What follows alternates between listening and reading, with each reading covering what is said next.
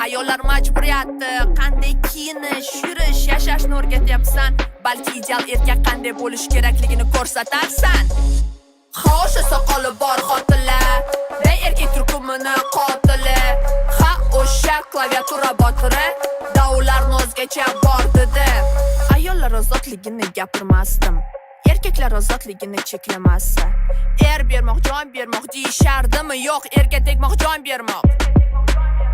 Ayoliga turmush o'rtog'i emas, qotilga aylanibdi, bu senga qiziq emas. Yangiliklarni qara, nima bo'lyapti? Go'daklar otasi tomon zo'rlanyapti.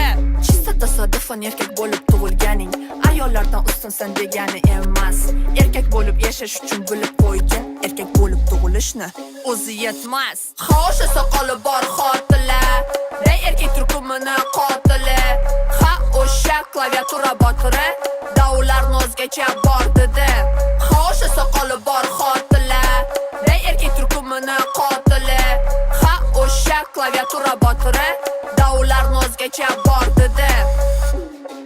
Gaplarim yana senga yoqmaydi. Da qo'y.